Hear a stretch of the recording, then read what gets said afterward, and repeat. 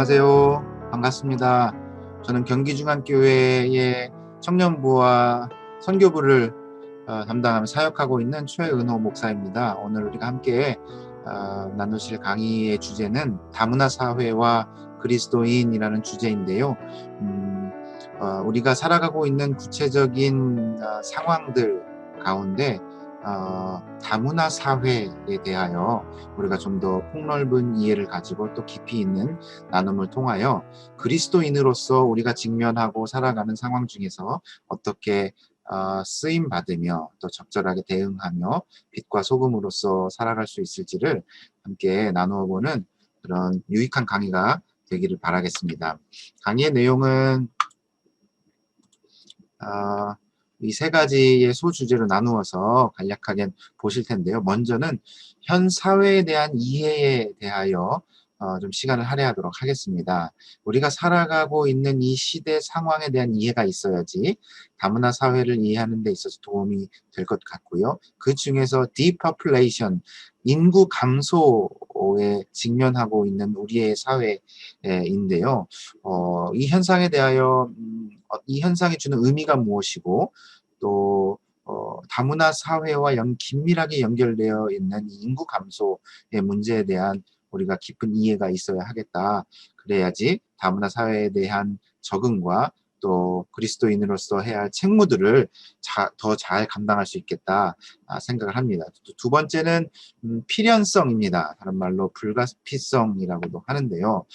우리가 필연적으로 혹은 불가피하게 마주해야 하는 상황들이 있습니다.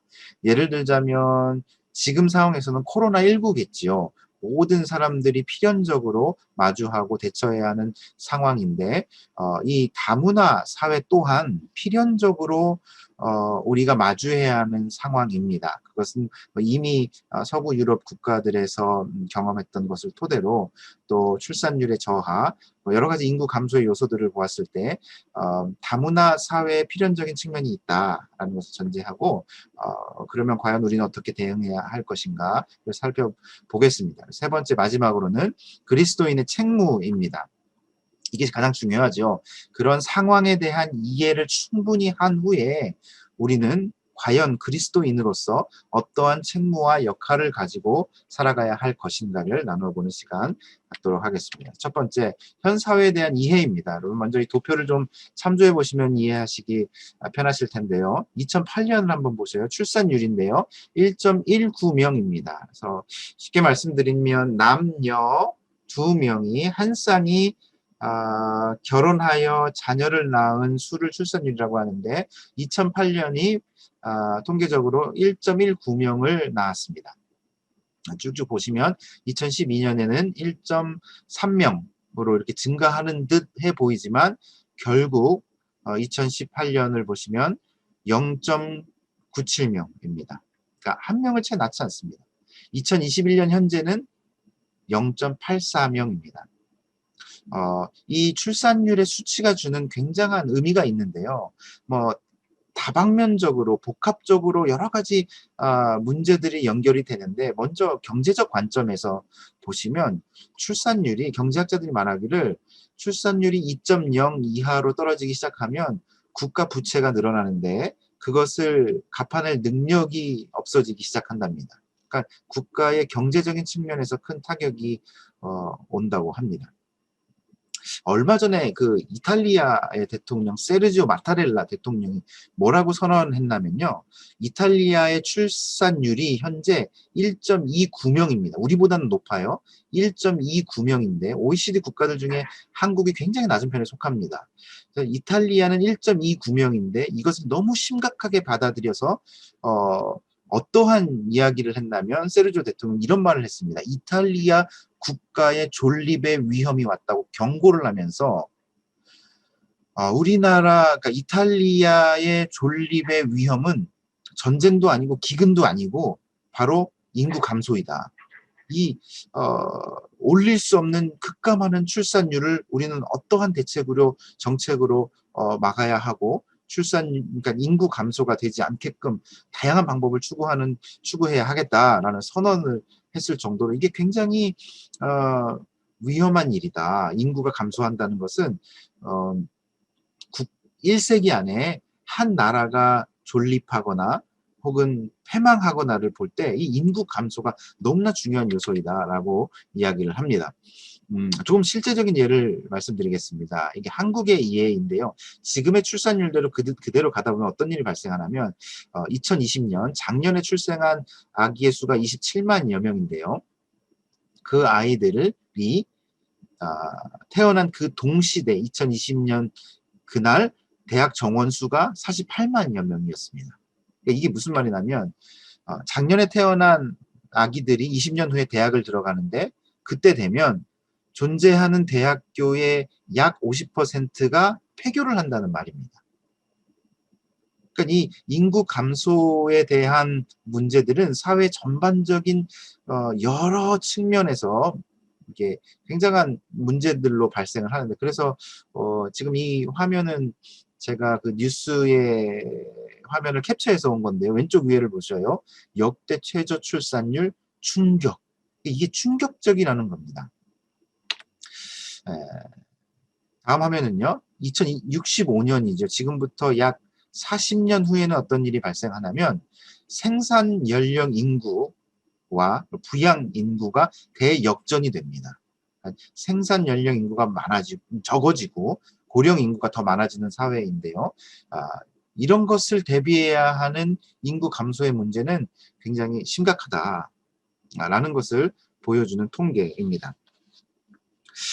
그렇다면 왜 한국이 예를 보았을 때 출산을 하지 않는가? 이게 단순히 결혼을 하지 않고 출산을 하지 않는 문제이다라고 보기에는 너무나 단편적인 설명이고요. 왜 출산을 하지 않는가? 출산 장려를 하고 지원을 하고 여러 정책을 펼쳤지만 출산 장려 정책이 효과적이지 못합니다. 여전히 출산율을 떨어집니다. 그럼 그 원인을 분석하는데 이 원인이 너무나 복합적으로 우리 사회에 이렇게 복합적으로 연결되어 있다라는 겁니다. 왜 출산을 하지 않을까? 왜 결혼을 하지 않을까? 결혼할 수 없는 사회적인 문제들은 무엇일까? 왜 결혼을 하려면 교제를 해야 하는데 이성 교제를 하지 못할까?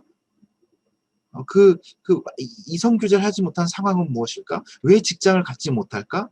여러 가지 이제 문제들이 발생합니다. 그래서 우리나라에서도 이 출산 장려 정책이 지금도 여전히 열심히 하고 있는데요. 사실 최근에 이 정책이 크게 효과가 없다임을 직시하고 우리도 이 인구 감소에 대한 대책으로 적극적인 이민 정책을 펼쳐 나가고 있습니다. 그래서 외국인들을 받아들여서 인구 감소를 막는 일인데요.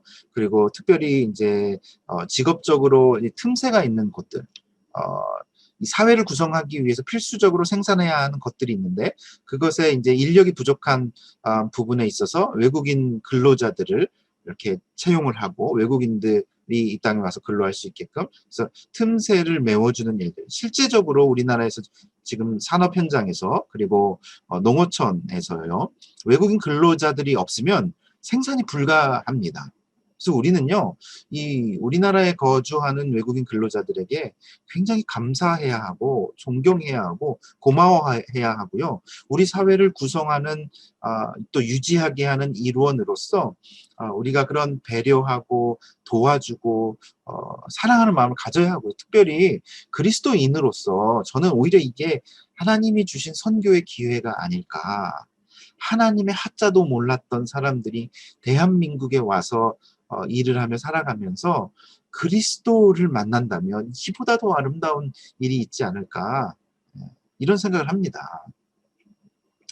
예, 그래서 depopulation 지금 우리 사회는 급감하는 인구 감소 속에 있다라는 것을 우리가 이해를 해야 합니다. 자, 두 번째, 그러면 필연성. 그렇다면 이제 필연적으로 우리가 마주해야 할 상황과 사회들이 있을 터인데 현재도 일어나고 있고 머지않은 미래에 우리가 직접적으로 직면해야 하는 상황들은 어떤 것이 있을까 살펴보기로 하겠습니다. 멀티컬처럴 혹은 인터컬처럴. 여러분 이 단어가 참 중요한데요. 멀티컬처라고 했을 때는 다양한 문화들 다문화, 다양한 문화들이 공존하는 것을 의미하고요. 인터컬처라고 했을 때는 이 다양한 문화들이 서로 따로따로 있는 것이 아니라 공존하며 따로따로 있는 것이 아니라 서로 서로 서로 이렇게 통하고 관통하고 문화간이라고 하죠. 관통하는 사회이다. 그래서 멀티컬처럴이라고도 하고요. 또 인터컬처럴이라고도 합니다. 다양한 아 문화가 존재하는 세계가 이미 서구 유럽 세계에서는 이미 오래전에 인구 감소를 막기 위해서 펼쳐온 정책들입니다. 참고로 전 세계 인구 35명 중에 1명이, 그러니까 35명 중에 1명이 이민자라고 합니다. 전 세계 인구의 약 3%라고 하는데요. 실제로는 그 3%보다 더 높습니다. 왜냐하면 이 3%는 합법적으로 체류하는 이민자를 의미하고요. 그 외에 유학생이나 근로자나 국적은 고국의 국적이지만 타국에서 오랫동안 거주하는 자들, 예를 들면은 난민들이나 혹은 합법적으로 망명을 하지 않고 외국에 체류하는 사람들까지 포함을 하면 그 전 세계 이민자는 굉장히 많은 수치입니다. 그 이민 정책에 매우 적극적이었던 유럽의 대표적인 나라들을 꼽자면 독일, 영국, 이탈리아, 프랑스 등등을 꼽을 수 있겠고요. 또 호주, 오세아니아의 호주도 굉장히 이 다문화 사회가 이미 오랫동안 전통적으로 자리 잡고 있는 나라이기도 합니다.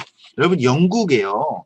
영국 의료 활동을 하는 의사의 23%가, 그러니까 100명 중에 20명, 30명, 10명 중에 두세 명이 누구냐면 이민자라고 합니다. 외국에서 태어난 사람이 훈련을 받고 교육을 받아서 영국에서 의료 활동을 하고요. 간호사는 50% 가까이 됩니다.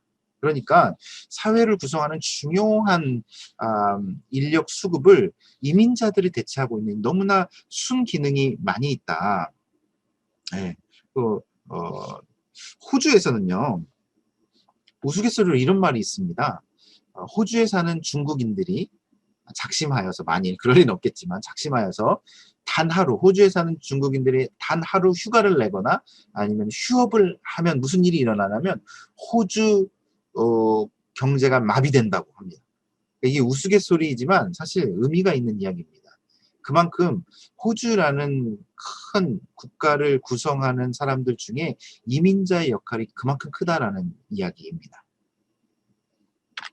자, 호주 얘기를 했으니까 이 마크를, 이 로고를 한번 보여드릴게요. 이거는 호주의 NSW 주 정부의 로고입니다. 그 서울시의 로고가 있고 경기도의 로고가 있듯이 시드니가 속한 NSW, 뉴 사우스 웨일즈 정부의 로고인데 여러분 놀랍지 않습니까? 로고 옆에 멀티컬처럴 NSW라고 적혀 있습니다. 그러니까 이 주 정부가 지향하는 가치가 여기에 담겨 있는데요. 이 NSW 주 정부는 다문화가 존재하는 다문화 사회 정부이다 라는 이야기입니다. 그러니까 이미 다문화 정책을 오랫동안 펼쳤기 때문에 이 다문화가 너무나 익숙해요. 호주에서 이제 아시아인들의 역할도 굉장히 많습니다. 특별히 아시아인들이 또 공부를 잘해요. 그래서 뭐 의료진들을 보면 호주에서 대부분 아시아인들, 법조계에도 아시아인들이 많이 있고요. IT 쪽은 인도 사람들이 이미 호주에서 IT 하면 인도거든요. 그래서 IT 업계에서는 뭐 인도 사람들이 대부분 자리 잡고 있고, 그러니까 이 다문화가 공존하는 세계이다.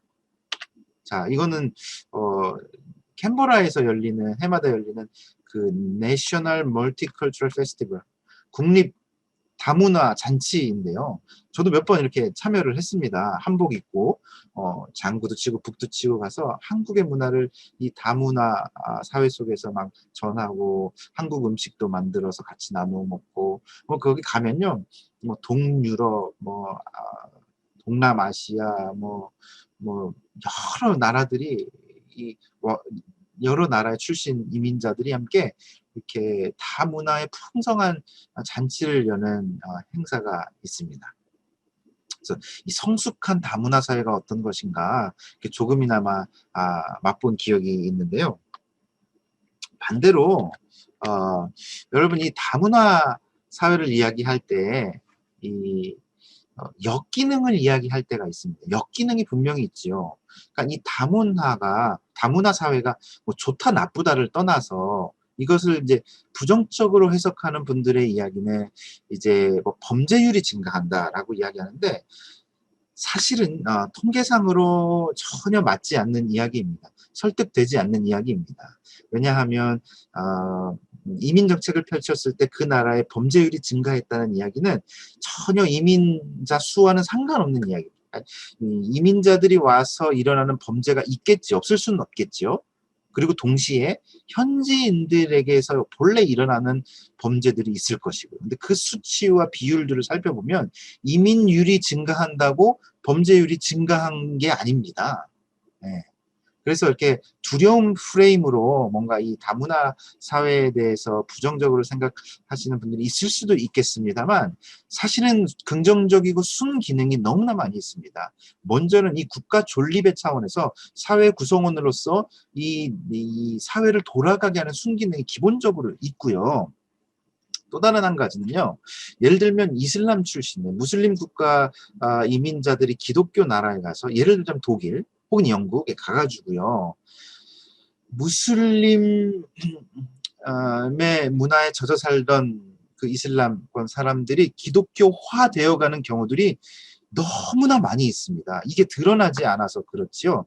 기독교 전통 국가라고 하는 것은 사실 우리가 흉내낼 수 없는 깊은 기독교의 가치관이 있거든요. 그 나라를 존재하게 하는 법률이나 가치관, 문화 혹은 규율들, 사회적 통념들이 이 기독교 전통에 자리 잡혀 있는, 예를 들면 독일 같은 경우에도요, 독일은요 여전히 다문화 정책을 적극적으로 펼치고, 이민 정책을 적극적으로 펼치고 있습니다. 그래서 이슬람권에 간혹 극단주의적인 사람들 들어올 수도 있겠죠. 그런데 독일 정부에서 그것을 두려워하지 않습니다. 그게 두렵다면 이미 이민 정책을 막았겠죠. 그런데 그것보다 더 큰 순기능과 긍정적인 측면이 많기 때문에 적극적인 이민 정책을 펼쳐서 독일 사회가 돌아가게 하고, 독일에 온 이민자들이 기독교 가치관에 압도당하고 그 문화와 기독교적인 테두리 안에서 기독교화되어 가는 거예요.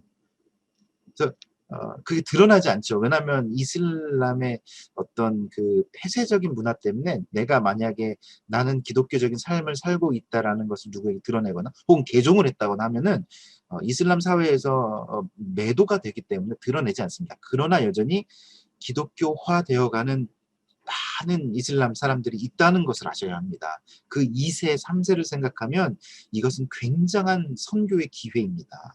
두렵지 않다라는 겁니다. 그래서 여러분, 혹시 다문화 사회를 생각할 때 이게 두렵거나 뭔가 부정적인 측면이 있다면 생각을 좀 넓히실 필요가 있습니다. 우리나라를 예를 들을게요.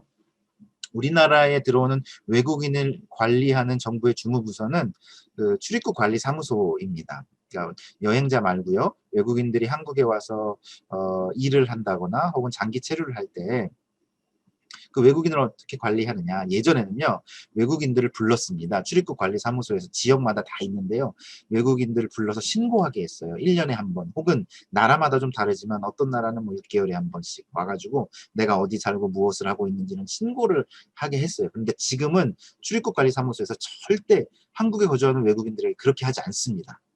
절대 그렇게 하지 않습니다. 지금은 어떻게 하냐면, 외국인들이 한국에 오면 공항에서 입국 절차, 행정 절차를 마치면 그걸로 끝입니다. 그 비자 기간 동안 3년이면 3년, 5년이면 5년, 합법적인 기간 동안 이 외국인들을 출입국 관리소에 와라 가라 이렇게 하지 않습니다. 굉장히 간소해졌고요. 외국인들에게는 부담이 없는 거죠. 왜 그런지 아십니까? 자신 있다라는 겁니다. 이 땅에 온 외국인들을 관리하는 데 있어서 우리나라 정부가 자신 있다라는 이야기입니다. 그 이야기는 또 무엇을 의미하냐면, 우리나라에 와서 장기 체류하면서 근로를 한다거나 뭐 여러 가지 일들을 하는 외국인들의 순기능이 너무 많다는 겁니다. 사회 구성원으로서 사회를 지속 유지 가능케 하는 구성원 중에 한 부분이 외국인들이라는 겁니다. 그래서 출입국 관리 사무소에서도요, 그런 자신감을 가지고 행정을 하고 있다라는 것을 들었습니다. 네. 그러니까 필연적으로 우리는 이제는 곧 다양한 문화들이 우리 사회에 존재할 것이고, 그리고 그 문화 간 상호 소통하는 인터컬처, 문화 간, 서로 관통하는 사회가 우리에게 직면할 텐데, 기독교인으로서 우리는 넓은 마음으로, 그리고 생명을 존중하는 마음으로 나가야 한다고 봅니다. 다문화 사회에 대한 가장 큰 걸림돌이 있다라면 그것은 인종차별입니다. 여러분, 한국 사람들은 인종차별을 하는 민족일까요? 좀 가슴 아픈 질문입니다만, 정직하게 말씀드리면 우리나라 사람들은 굉장히 국수주의적이고 자국민 우선주의적인 성향이 있기 때문에, 저도 그렇고요. 그런 문화가 있기 때문에 외국인들에 대해서 우리는 굉장히 인색합니다. 그리고 서구인들에 대한 생각과 아시아인들에 대한 생각, 아프리카인들에 대한 생각은 우리는 차별적인 인식을 가지고 있기 때문에 적극적으로 우리가 나가서 시위를 한다거나 백인 우월주의처럼 이렇게 뭔가 집회를 한다거나 그러진 않지만, 우리는 다분히 소극적이지만 매우 적극적으로 인종차별을 하는 성향을 가진 사람들입니다. 그리스도인은요, 생명을 존중하고 존엄성을 가진, 생명 존엄성을 의 가치를 가진 우리들이기 때문에, 피부색이 다르다고 혹은 언어가 다르다고 문화가 다르다고 그것을 하등히 여긴다거나 혹은 우리에게 우월감을 갖게 한다거나 하면 절대 안 됩니다. 이게 인종차별은요, 전 세계적으로 매우 위중한 범죄입니다. 중범죄입니다. 인종차별적인 이야기를 한다거나 행동을 한다거나 하는 것이 너무나 큰 범죄이고, 또 기독교적인 관점으로 봤을 때도 우리는 인종차별적인 행동을 할 수 없다. 선언하시고 배려하고 우리 주변에 있는 외국인들에 대해 열린 자세로 그리스도의 복음으로 나아가야 하지 않을까, 바람직한 우리의 모습이지 않을까 생각을 합니다. 네, 세 번째, 그렇다면 우리가 직면해야 하는 필연적인 상황 속에서 그리스도인의 책무는 무엇일까, 그 역할은 무엇일까를 한번 살펴보도록 하겠습니다. 그래서 소주제를요, The Creator and Ruler, 이 땅을 창조하신 분, 그리고 룰러, 지배하시고 주관하시는 분에 대한 믿음이 있어야 한다. 하나님은 이 땅을 창조하셨죠, 분명히. 그리고 그 창조하신 하나님의 세계를 포기하시지 않으십니다. 죄가 만연한 세계인 것 같지만 하나님은 여전히 궁극의 선을 향하여 이 세상을 포기하지 않으시고, 그러면 나의 역할은 무엇인가?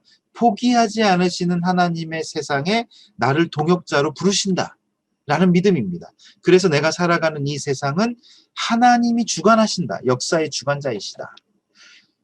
대한민국만 주관하는 것이 아니라 온 세계를 창조하셨고 주관하신 하나님을 믿는 나의 역할은 무엇인가? 한 가지 일화를 말씀드리겠습니다. 이분을 혹시 아시나요? 사무엘 무어라는 선교사님입니다. 이분은 고종 때 조선 땅에 온 선교사님입니다. 미국 북장로교에 파송받아서요. 조선 땅에 올 때 나이는 대략 20, 30대로 알고 있습니다. 청년 때에 왔습니다. 그러니까 복음의 열정을 가지고 알지도 못하는 나라, 듣지도 못했던 나라 조선에 왔는데요. 한 가지 재밌는 일화를 소개시켜 드릴게요. 세무엘 무어라는 선교사님이요, 경기도 광주에 가면 남한산성이 있는 남한산성을 쭉 둘러보다가 불상을 발견합니다. 절들이 있었지 않겠습니까? 그래서 절 앞에 이렇게 불상들을 발견하고, 이분이 열정 많은 청년 때의 선교사님이 어떤 행동을 했냐면 그 불상을 다 때려 부셨습니다. 실제 있었던 일입니다. 그 불상을 다 때려 부셨어요. 그래서 이 사건이 황실에까지 보고가 됩니다. 그러니까 고종에게까지 보고가 돼요. 난리가 났습니다. 그래서 이 세무엘 무어 선교사님은 조선 땅에서 추방을 당할 위기에 처했는데 다행히 추방은 당하지 않았어요. 그 당시에 북장로고 선교부와 또 조선 땅에 와 있던 미국 대사의 어떤 협력과 화해와 중재로 인하여서 다행히 추방은 당하지 않고 선교 사역을 할 수 있게 하였는데요. 그러한 일화가 있고 난 후에 이 세무엘 무어 선교사를 파송한 북장로고 선교부에서 세무엘 선교사님에게 편지를 보냈는데, 편지의 내용에 이 성경 구절이 있었습니다. 사도행전 17장의 말씀이 쭉 적혀 있었어요. 선교 파송했던 미국의 선교부에서 세무엘 무어 선교사님에게 그 일화가 있고 난 후에 어, 사도행전 17장 여러분 이야기를 제가 간단히 설명드리면 바울이 아덴에서 그들을 기다리다 그들이 누구냐면은 베레아에서 아직 오지 않은 실라와 디모데를 기다리다가 바울이 먼저 아덴에 왔거든요. 아테네에 와서 아테네를 한 바퀴 쭉 돌아보았습니다. 그런데 아테네에 그 성에 우상이 가득한 것을 보았대요. 그러니까 신전도 많고 우상들도 많고 이 종교적 활동들이 많은 아테네 사람들의 그 독특한 문화 혹은 종교성들을 보고 마음이 격분했다고 합니다. 바울이 마음이 격분하였습니다. 그래서 어떻게 했을까요? 좀 상황이 비슷하지요. 사무엘 무어 선교사님의 상황과 마음이 격분하였는데 바울은 그것을 다르게 행동을 하였습니다. 바울은 이렇게 논쟁을 하고 그리고 자기 의견을 말하고 성경에 기록되기로는 유대인들과 또 경건한 사람들과 장터에서 만난 사람들과 또 철학자들과 함께 논쟁을 하였다. 그리고 아레오파고스, 아레오바고 그 철학의 본산지와 같은 곳에서 하나님을 변증하였는데요. 이런 말을 했습니다. 사도행전 17장에 다 기록되어 있는 말씀인데요. 바울이 말하기를 아덴 사람들아 내가 너희를 쭉 둘러보니 범사의 종교심이 많도다. 이렇게 이야기를 했습니다. 너무나 현명하지 않습니까? 그 아테네에 와서 신전들이 많고 우상들이 많은 것을 보며 너희 안에 있는 종교심을 내가 발견했다. 그러면서 심지어는 알지도 못하는 신에게 섬기는 너희들을 기록하며 섬기는 너희들을 보면서 내가 이제 너희들이 알지도 못하는 천지를 창조하신 하나님을 설명하겠다 하면서 복음을 전하는 장면이 사도행전 17장의 장면입니다. 그러니까 이 본문을 조선 땅에 와 있는 열정 많은 선교사에게 미국 북장로교 선교부에서 편지를 써 보낸 겁니다. 이 편지를 받아들고 사무엘 무어 선교사는 어떤 생각을 했을까요? 얼마 지나지 않아서 또 다른 일화가 생겼습니다. 사무엘 무어 선교사님이 동일한 일화인데요. 이 편지를 한번 볼게요. 이게 지금 사무엘 무어 선교사 밑에 보시면 모삼열 선교사라고 하는데요. 사무엘 무어가 나중에 개명을 합니다. 한국 이름으로. 그래서 모삼열이라고 개명을 해요. 사무엘은 한문으로 삼열이고요.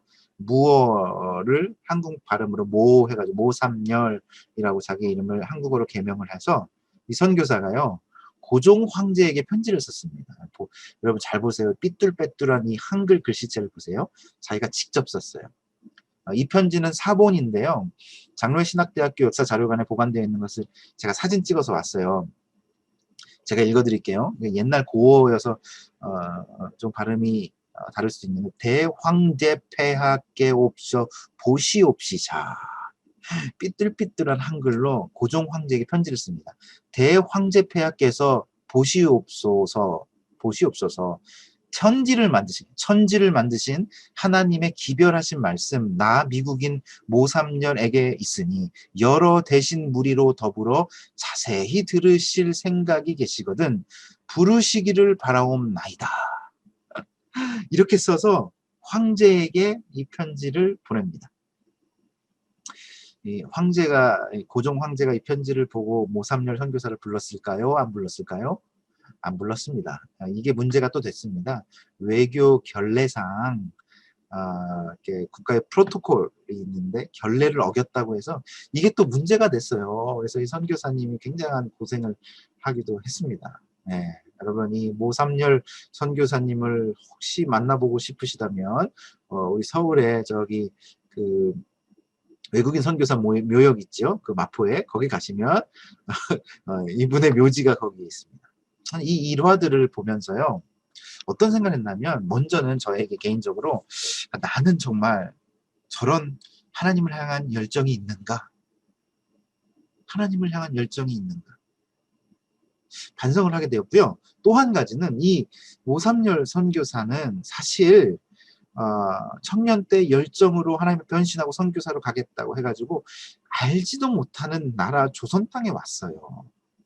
그리고 생각하기를 내가 만났던 미국에서 만났던 위대하신 하나님 천지를 창조하신 하나님이 내가 알지 못하는 하나님의 하자도 모르는 조선 땅에도 하나님은 역사하신다는 믿음이 있었습니다.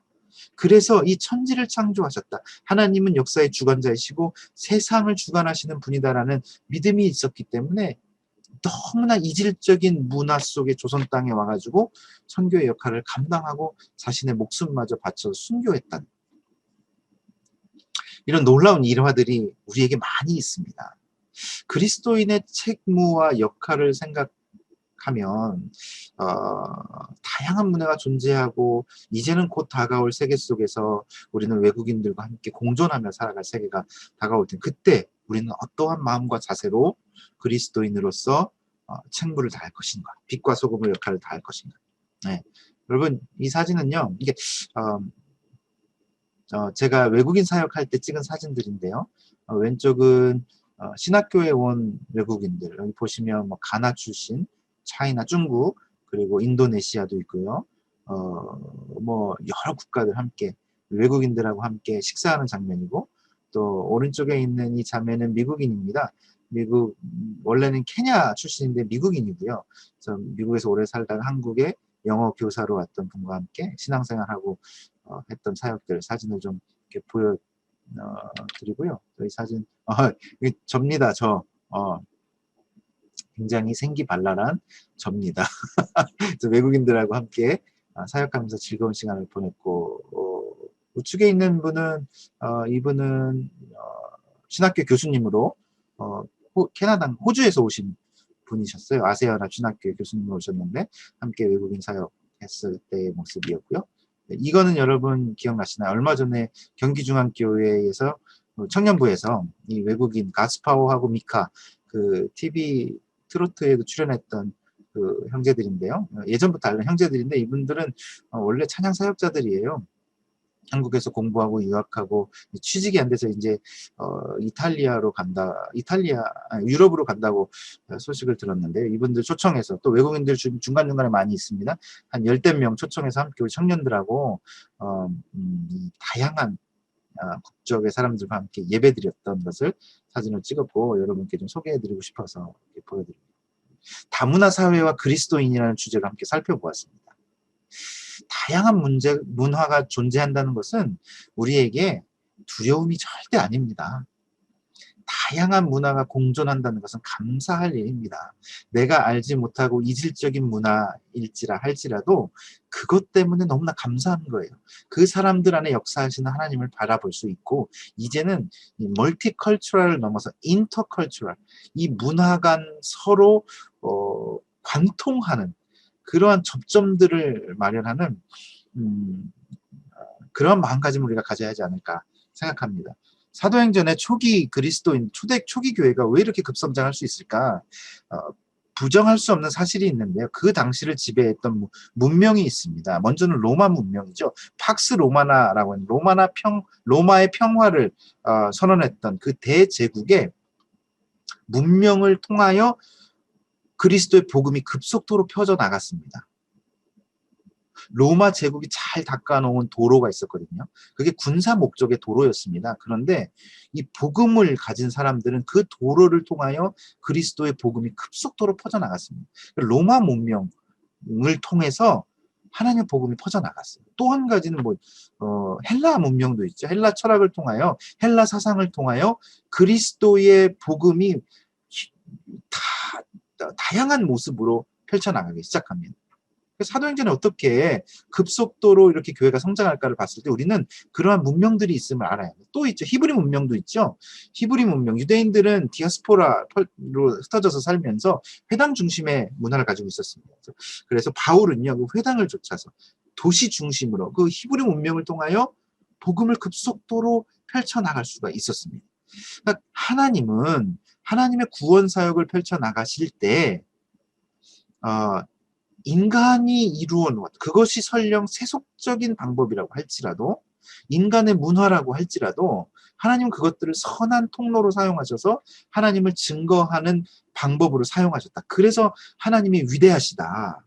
하나님은 우리들과, 인간들과 너무나 밀접하게 교제하시는 분이시기 때문에 다양한 문화가 존재하는 이 세계 속에서 하나님이 생생하게 살아계심을 경험할 수 있다.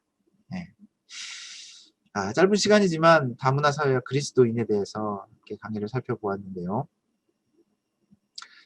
직면하는 사회에서 어, 우리가 그것에 외면당하지 않고 또 내가 외면하지 않고 너희는 세상 속의 빛과 소금이라 라고 했을 때 하나님 사랑하시는 이 세상, 포기하지 않으시는 이 세상에 나를 동역자로 빛으로 소금으로 부르셨다.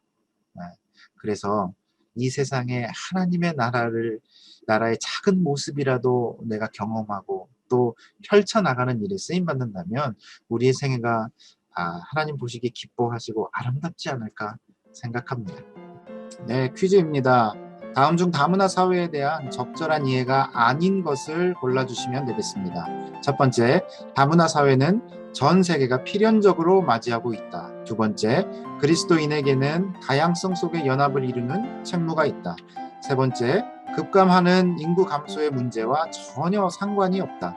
네 번째, 다문화 사회는 선교에 매우 효과적인 기회이다. 이 중에 다문화 사회에 대한 적절한 이해가 아닌 것을 골라주시면 감사하겠습니다. 여러분 강의를 들어주셔서 감사드립니다. 나중에 또 기회가 있으면 뵙도록 하겠습니다. 감사합니다.